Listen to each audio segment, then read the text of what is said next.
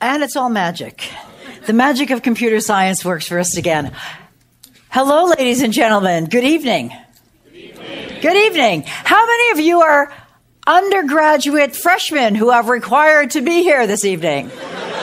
Okay, well, yes. With that in mind, just give me an A, come up with something, who the hell cares, and with, excuse me, Jerry gets to read it. How many of you are other than a freshman required to be here? Oh my gosh! Wow! Give me some reasons you all showed up and tell me why I am going to be in trouble now. Some of you just raise your hand, say something, honest. Go for it. Oh my gosh, you were actually in one class we were in. Oh, now I'm in trouble. Go. Well, I am required to be here, but I really enjoyed the class, and I'm looking forward to the lecture. Ah, that's very sweet. Thank you very, very much. I really appreciate it. You know, I'm here to talk about, and I met your president just today, and you are very, very fortunate to have someone who is really quite a visionary and really does understand the incredible importance of interdisciplinary science today. And Harvey Mudd is an amazing place, and it's the kind of place that as a young student I would have given anything to be able to come to. Wasn't kind of, yes. Wasn't in my car. No, I am not donating to the Alumni Association. But one has to do those things quickly when one has an opportunity. You know, do you have a lot of intercollegiate, I have a question, contact sports that you play? Like, is there a football team and a basketball team? There's an inner-tube water polo team. I've heard there's like a dancing team. All right. I love that. I love that. Well, welcome to the new contact sport of the 21st century. Technology commercialization. So I have a question for you. How many of you have ever considered not just a pure academic role? And no, yes, I am a chemist. I'm a card-carrying chemist, as you were told. But the question is, how many of you actually thought about that there's a value and a role to commercializing your ideas and technology as you go forward to actually help solving global problems? Ooh, not bad, not bad. I hope to have a larger number of hands when I'm finished with this, but we will see what we can do from that. So let me ask you this question. Do you believe that the problems are compelling and that science and engineers are needed to solve them, and it's not just business people?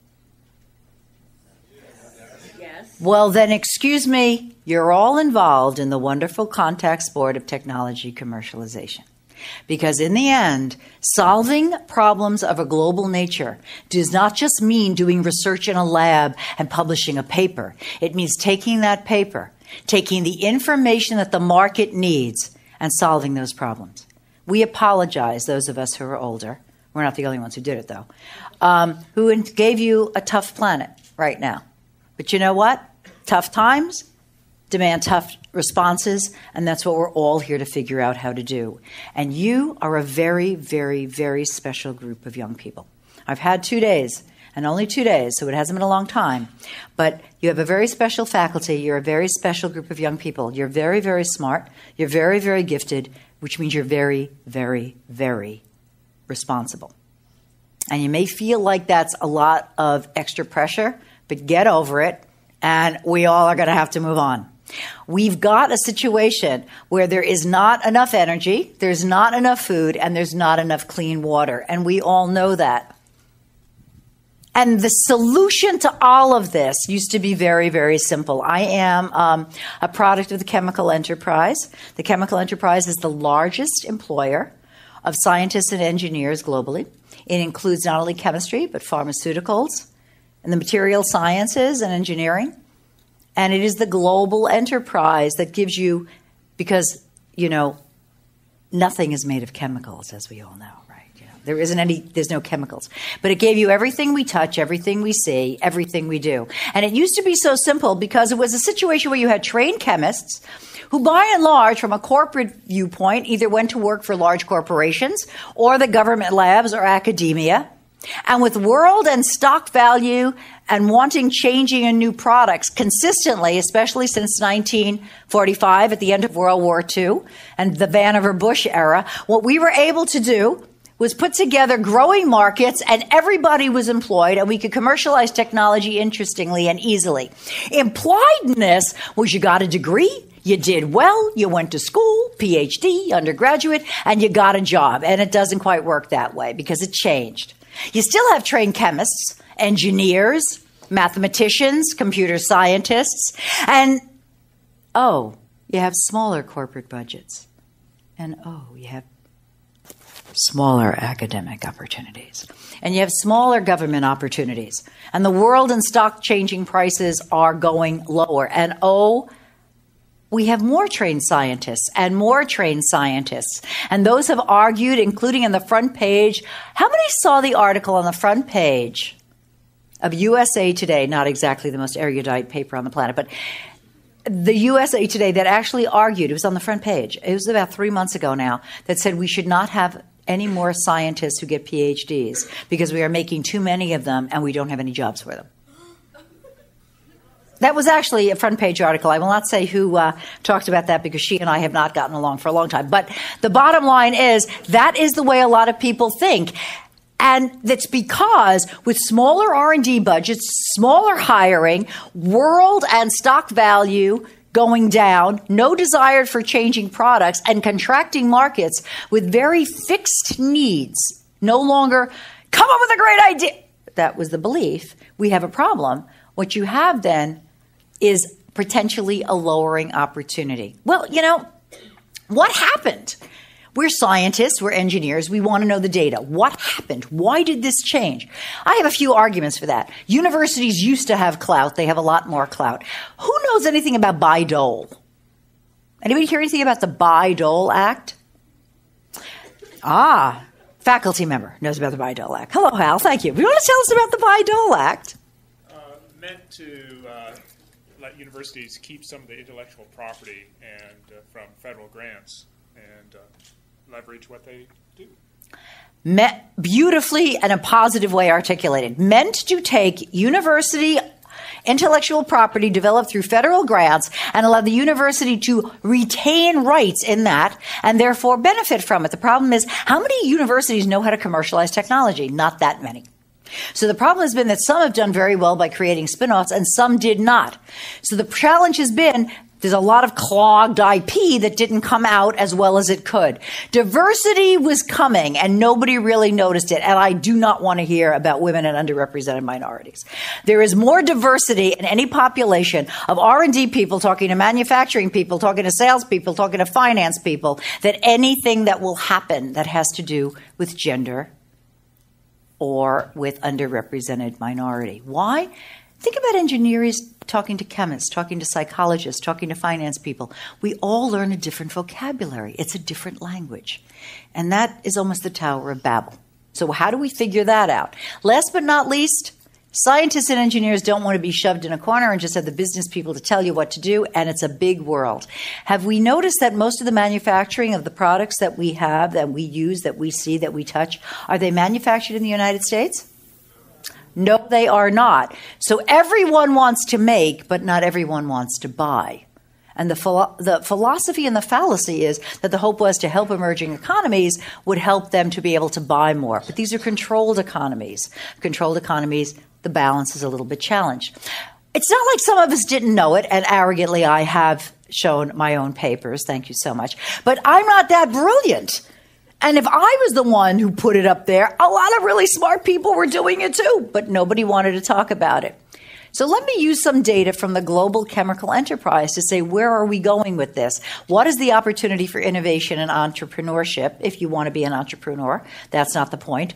But the point is usually communicating and commercializing science in a more appropriate way. The global chemical enterprise, the average size of the global chemical enterprise is $52.9 million for procurement. Procurement here is not a negative or scary term. It has to do with the buyers, right? Petro, twice that number. But 42% of chemical industry buyers agreed that in order to maintain and win business, they have to provide innovative products. Well, who's going to provide those innovative products? What do you think? If it's a company and they're going to provide innovative product, who's supposed to do it? Scientists. In the companies? Which companies? In the companies? Outside of the companies? Who's supposed to do it? Hello? R&D departments in the companies. Absolutely. You'd think, except that's not what turns out to be the case. Turns out that according to the 2009 EU R&D, I have the most continuous set of data for 2009. The 2010 data are not sufficiently continuous, so I have them all for 2009. 8.1%. That corporate R&D investment increased by 6.9% on average. 8.1 EU, 5.7 US, 4.4 for Japan, China and India, 41.8%. But you might say to yourself, 41.8%, that's enormous, and it is. But when you start with a smaller number, a bigger number is a larger percentage, right? The problem is it was at the cost of everything else. But remember, these are dollars that are going to China and India to create R&D, not in the U.S. Who owns the IP? Oh, not in Europe. Oh, the companies, but how are they going to commercialize it? Well, what about how are they going to commercialize this? Who's going to own it? Who's going to actually do the work? And who's going to hire people? You're not getting hired is the bottom line. Total R&D expenditures dropped for the usual top spenders. The big cuts came in auto, computing, electronics, and industrials. Industrials is primarily a chemical enterprise. Computing and electronics preserved its top spot. They spent the most on innovation. Auto stayed at number 3. A big issue, though, is some executives woke up and said, we're worried. These moves are going to make us less competitive. We're going to lose market share. We're going to have shriveled product lines. So we're going to have to hire more R&D people. Well, not quite.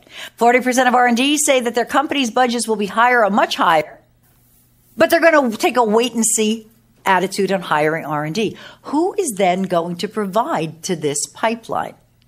Who? Are we noticing that there's a problem here? There's a lie happening.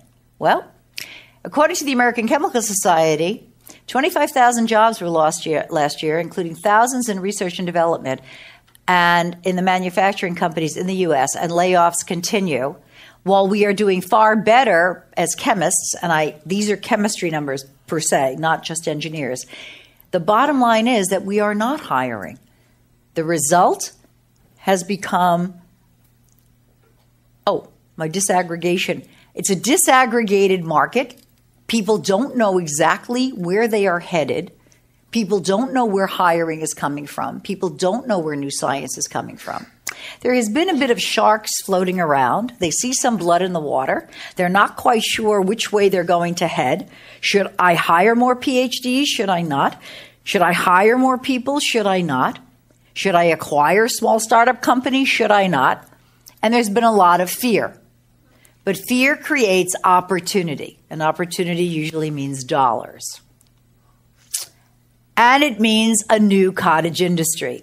A new cottage industry has actually been born about helping startup companies. Yes, I am part of that. I will not lie.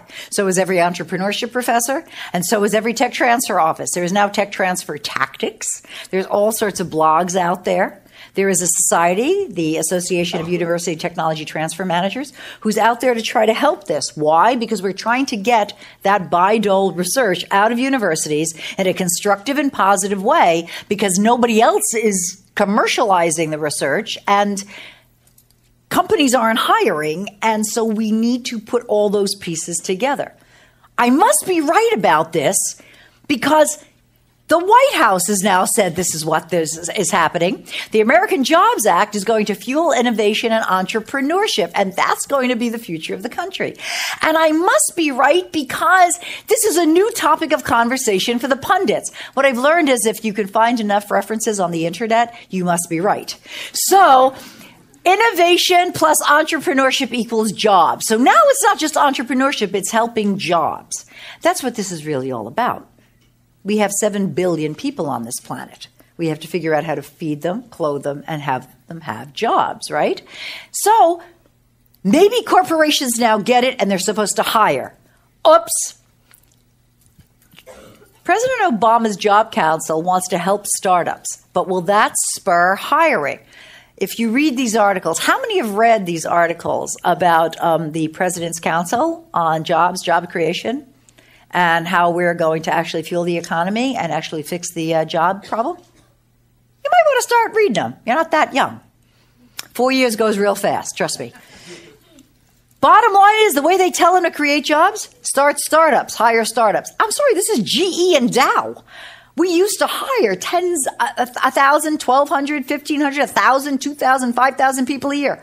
They're telling them startups is going to be the data.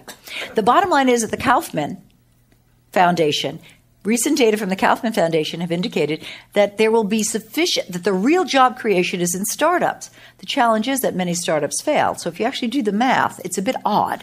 3 years worth of startups, if you fail, only a certain percentage succeed, that recycles many of the same people. The problem is new people have come on and want jobs. We've got an error here. So maybe the real issue is we've just got to have a lot more innovation and a lot more new companies and a whole reinvention of this entire broken process. And you have to fuel that. Every single one of you sitting here. The research ideas that you have, the science ideas that you have, the interdisciplinary capability that you have, engineers, mathematicians, biologists, sociologists, chemists, working together to solve problems. And the reason is open innovation is the new solution for growth. Open innovation in corporate terms means I will look for innovation opportunities that are external to my corporate R&D, and I will incorporate them into my R&D portfolio and my corporate portfolio. The reason is the cost of doing this, and this is a traditional but well calculated what's called an S-curve from an R&D portfolio. You generally start at it's all cost versus profit. This is value increasing over time. When you only have an idea or doing research, the value in terms of dollars is usually negative. The moment I create intellectual property, which is why Bayh-Dole was created, so that universities can collect on that intellectual property, you actually have an opportunity of increasing value. This is usually a rather long horizon. If you're an R&D organization in a company, my job as a former CTO was to have multiples of these all overlapping, so we did nothing but constantly increase that number. Think about multiple overlapping curves. Challenges for any one company, a startup or whatever, you have one curve. Your dream in an optimistic pricing scenario is to create sufficient value in this very steep curve so that you either do what? What do startup companies generally try to do? What are the two ways they make a product and they sell it? How do they hope to actually increase their value? Get bought, exactly, or IPO. You got it. So their hope is they're going to either get bought or IPO, and big companies are waiting to pick them up, except that curve can almost be infinite, right? I mean, look at the slope of that sucker. That thing is really steep. So everybody's trying to guess in a very tight window, when do I buy? When do I buy? When do I buy? When do I buy? When do I not buy? What do I buy? It's all about value, because in the end, once I acquire, it's going to plateau out, and it's going to usually come down to look like the net present value curve of whatever a market looks like in that industry. So I must be right, because yet again on the internet, open innovation is the new solution for growth. Look at this. There's got to be, because there are a lot of people putting on conferences in open innovation. So the minute you got conferences, it must mean somebody cares. So obviously, companies have decided that open innovation is the example for growth. So we're going well, but there's a lot of implications for that. That means that corporations have to have the opportunity, the concept, and the ability to identify real strategies and opportunities for growth, and then actually acquire things that fit within their process, either within their CVC, their corporate venture capital portfolio, or by building external funding and acquisition.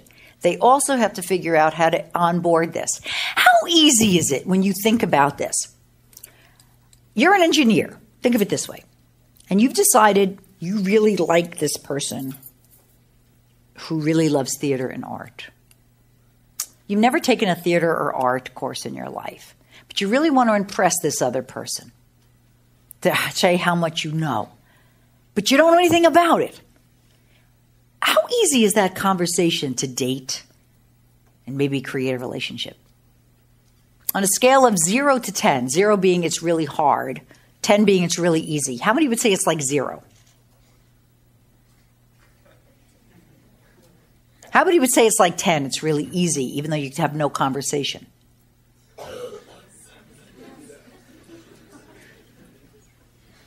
I give you credit because that's basically what corporate America is betting on. They're betting on that it's 10, even though we have nothing in common. We are going to figure out how to acquire, onboard, and make something of value in the entire situation. I argue that's not what it takes. What it takes is respecting you. It takes respecting the scientist, the passion, the energy, and what it takes to require a commercial and to build a commercial technology as an innovation without a corporate cover. Those of you who have the courage to start companies are going to do that without the ability that we all have in large corporations to have the wonderful extra corporate cover of if we don't make enough money that month, you know what, we'll pay our bills anyway. You won't be able to do that. And corporate America, corporate Europe, and actually this whole planet is betting everything on this right now. They're betting everything on the fact that all of you will be smart enough. All of us who studied science and math and engineering will be smart enough, even though they think we're kind of idiots and geeks anyway, to start companies and save the planet and then figure out how to acquire them later on. This is actually a really tricky game, but it means it's a game that you need to feel comfortable in playing. And realizing that even if you take an academic position, how many of you would like to have an academic position when you think about your future as your primary goal? The faculty or academics put their hands down, Hal. How many of you who would like an academic position believe that you can do nothing but pure science? Keep those hands up and then put them down or not. Pure science and always be funded by somebody that is pure and you never have to worry about solving a real global problem. Okay, so we've still got the same idea of having to need, even those of you who want to be pure academics, what's called the Valley of Death.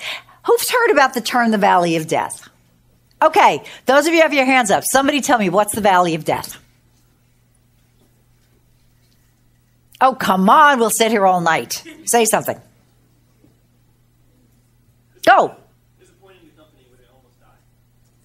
And why do they almost die, Ozzy? What? Why do they almost die? Because sales aren't great enough. They lost the early adopters, and they're having a lot of expenses, and sales haven't picked up. Absolutely. Sales haven't picked up. You had a lovely projection. You believed you had a great research idea. It didn't quite work out. I didn't get sales. I didn't get an investor. My Uncle Harry decided not to pay the next check.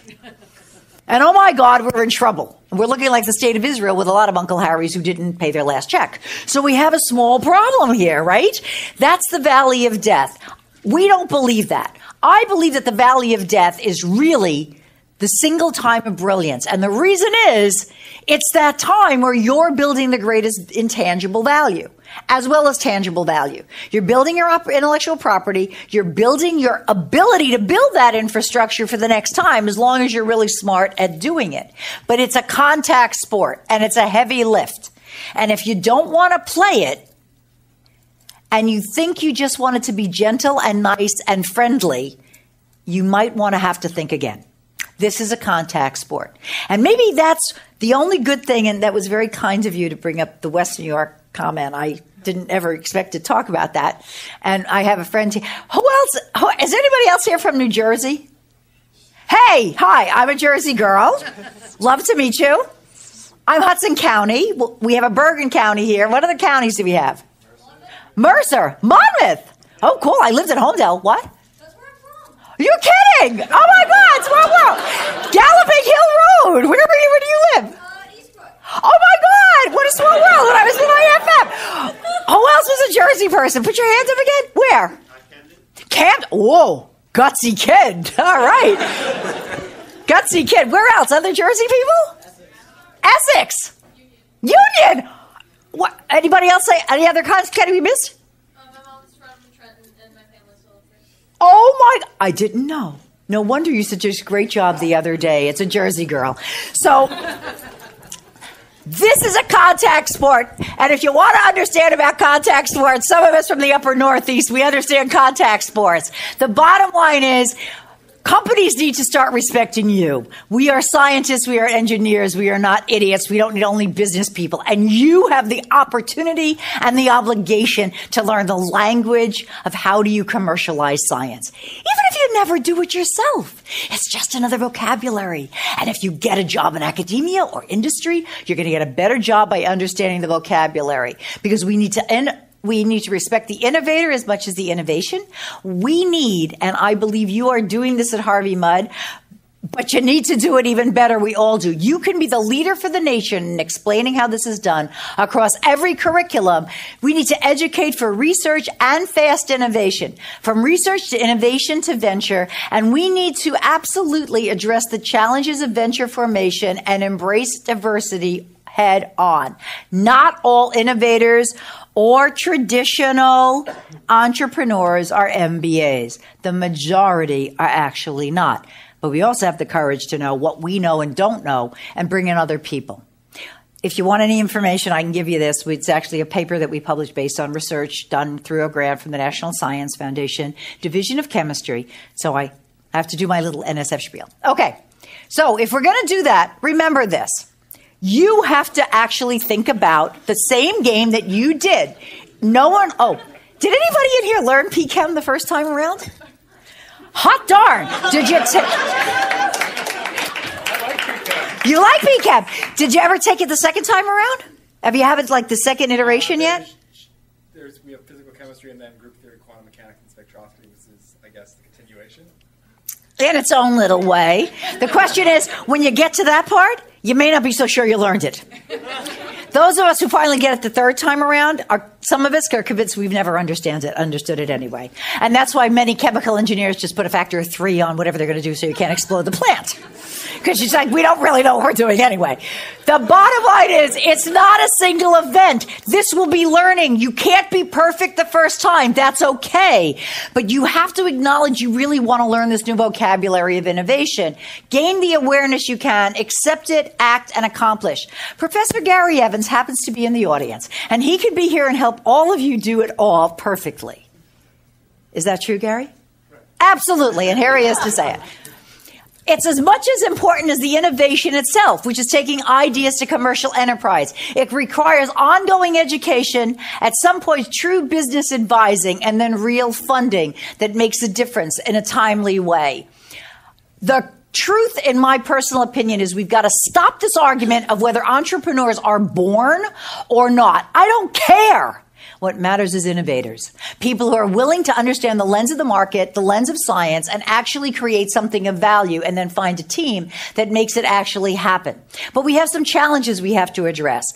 First and foremost, to try to help this, because we're terrified people are not getting jobs, we've created a plethora of business competitions. It's almost a feeding frenzy out there. And we've actually added to the complication, as examples, the needs for jobs. So we've actually built it into economic development. Secondly, we have learned a great deal from computer systems. How many of you know anything about Techstars or Y Combinator? All right. Techstars and Y Combinator are some of the most powerful mechanisms right now for young startups in the technology computer area to actually move ahead very quickly. It's an ecosystem that helps you efficiently and effectively and quickly validate things. The problem is, that's the majority of what we have. Dogpatch Labs is the fuzzy front end for Polaris Ventures. It's a different model. The bottom line is, though, that we in the sciences and engineering, materials, renewable energy, we take longer. We're not 3 months from conception to commercialization like many of these. Our customers look different than ourselves, and this is a challenge. We need to learn from this. And there is a very, very, very low rate of commercial success. I am quite sure, and I do not... Is there anybody in the audience who actually knows what this says in the language in which it is? Does it? You do? What does it say? Other than beat current person of high skill.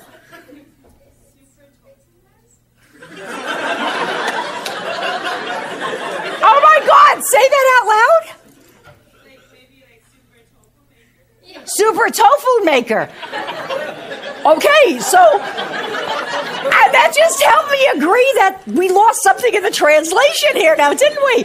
But we can do that when it has to do with, God forgive me, I apologize. We can do that when it comes to marketing, but we can't do it when it comes to science. We can blow up a plant and take out a city. So we can't do that. And this is a big problem that we've got. We keep losing this in the translation. That was wonderful. Thank you so much. I'm going to say I have another official translation now. The bottom line is there is a business case for diversity. Diversity, and I don't mean women and underrepresented minorities. I mean bringing all the skills from science, engineering, business together to actually create value. But we knew this in R&D long ago, before many of you were born. This is a long time ago. Copyright 1991. This was actually built. It was called third generation R&D. The concept of third generation R&D was companies are bad. They're stupid and dumb. They have R&D organizations, they have marketing organizations, they have finance organizations, they have HR organizations. We call them silos. So we had to get down those silos. You know what we had to do? If those are verticals, we just have to go horizontal. We'll make them all business units. So great. Now we created silos called business units. And the problem is we talked about the idea that we had to create cross-functional teams. The dysfunctional model, and this is actually very true, the new functional model had to be this. These are actually graphs that I put together for the first time I gave this talk. This part of the talk was in 1991, and that's actually a publication from back then. We knew this a long time ago. How long ago was 1991? Why were we so stupid? What the heck were we waiting for? What we were waiting for is that we were wrong. We were waiting for more data to say that maybe this horrible disaster we had created was going to go away. It did not go away. Basically, we have to embrace functional diversity. We have to talk about not only engineers talking to chemists, talking to biologists. We have to actually bring business into the conversation. We have to be courageous enough to realize that in R&D and manufacturing don't always get along. What is the goal of an R&D organization? Innovation. Creating new or keeping old? Creating new. What's the role of manufacturing? Keeping old and making it successful. Keeping old and doing it what? Cheaper, faster, smarter. So right off the bat, a manufacturing person talking to an R&D person, we have a cultural divide. Basically, I was told at Pepsi, what do you mean you want to make new products? We got a very efficient plant, leave me alone. Well, excuse me, you are the ones, not me, who said we needed Sierra Mist. So we have to incorporate other new beverages. But that model requires the ability to have different vocabularies all talking to each other at the same time. A brilliant, brilliant, brilliant piece of work was done by Andre Lerotte, who was an INSEAD professor. He published it in 1986. He talked about the fact that there's also cultural diversity. People who grow up in various countries have different attitudes and beliefs than people who grow up in other countries. One has to respect that. So now we have functional diversity, we have cultural diversity, we have gender and race diversity, and if we don't overcome this Tower of Babel, nobody's going to have a job and the planet's going to be gone in about a quarter of a century. So we have to figure out how to do this. It's not easy. And unfortunately, the data do say it's an uphill battle. How many of you have ever heard of this book from 1998? Unleashing the Killer App. This is a great, great book. This is a great book. This is a great, great book.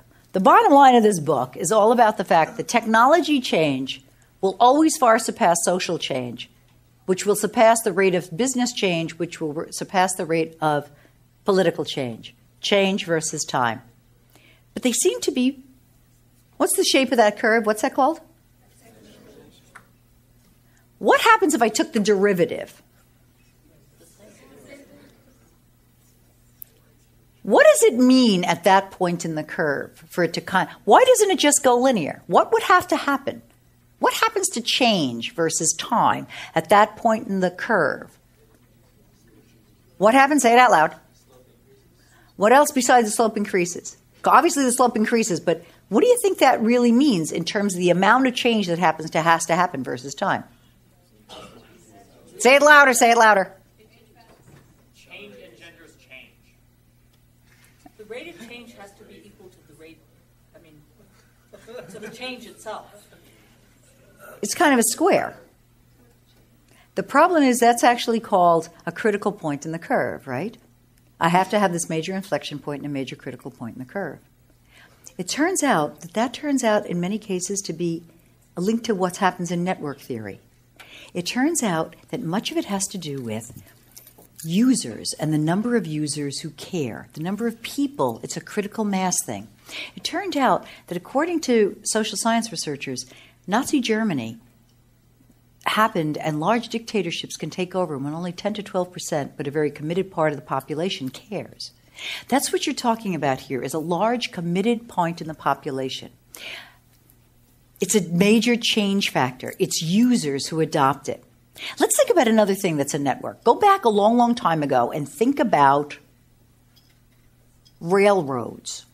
The desire to build a railroad and connect people. What was the critical linking factor that really had to create you had to have a large number of it before railroads were effective? Tracks. It was all about tracks. What made it important for electricity to actually happen? Power lines. What happens in computer functions? What is the thing that makes it, what makes Google important, Microsoft important, etc.? Networks. You've got to know what that critical point is, and once you have that critical point, that's important. Unfortunately, technology is always faster than anything that people do. Sociology always lags technology. So unless we as people can start being as good at changing social networks as we are at changing technology networks, we might always fail. That's our choice. And we know that unless we can adapt, we will fail. And here's some data on that. We also show that we vote with our feet. If we do not feel that companies are adapting to our needs, people voluntarily leave. And unfortunately, it's about to catch up with us. The data show that by 2042, there will be no single majority. So unless we understand how to all work together culturally as well as diversity-wise, we are just going to be in trouble. And companies who believe that what we're going to do is create new, smaller companies that we will adopt will be in trouble too. 46% of employees who experience intolerance and discrimination indicated they would remain with the organization versus 71% of employees who had not. So you're all looking, how many of you would stay at a company that you felt unrespected and unloved? How many would stay at a company where you felt respected and loved? And you're part of the data.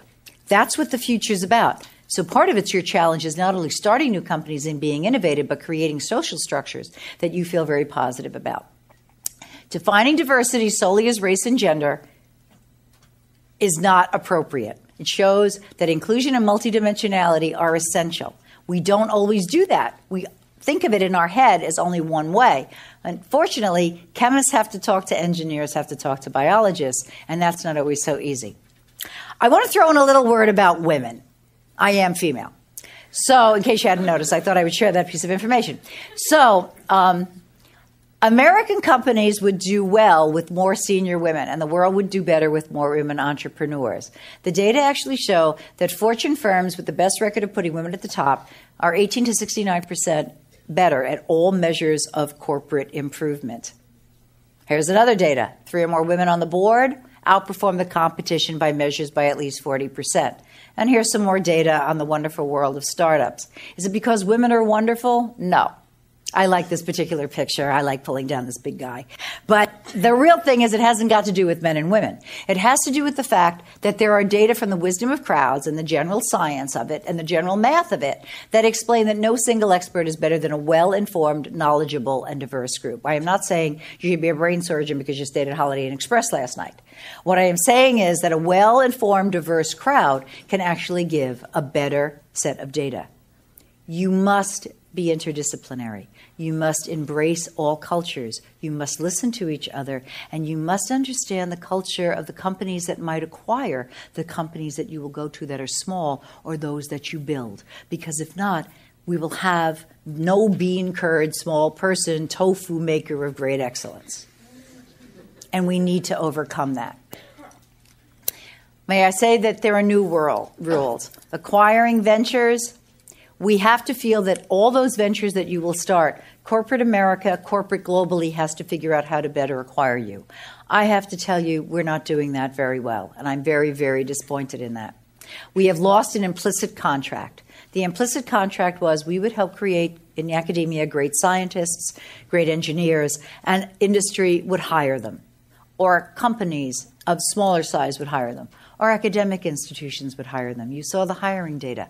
Basically, what we want is intellectual property in large companies, but we're not willing to pay for it. We're saying hiring should not happen. We have abrogated as large companies, I think, our responsibility. We have failed. Our opportunity, your opportunity, is to fix it. Not to fetch about it, but to fix it. To build startups, to think of great innovation, and to build them in the image of the greatness you would like them to be. I have a suggestion. There are many of you who are young people in this audience, but you come from very well-to-do families, some of you. Some of your parents may be investors already. But those of you who are not, it's a call to action. The data are companies with angel investors. These are people who have a certain accredited rating of the amount of dollars they own and their net worth. Those who actually participate and have been venture capitalized by angels, not by big venture capital firms, have a much larger success rate than anyone else. I ask you all to think about those of you who can become participants in this game that actually can manage the planet. That's really what's at stake. That's what we basically do. We focus on materials, sustainable materials, and energy companies. But basically, the problems are compelling. You have the solutions in your hands. It's a big responsibility. You don't have all the skills. You're not meant to do it alone. But you got a great group. Professor Evans has a great alumni network. The school's got a great track record. And the planet may be what's at stake. And I've got grandchildren, and they're not a lot different than you. So thank you very much. I look forward to your questions. But more importantly, I look forward to you saving my Social Security.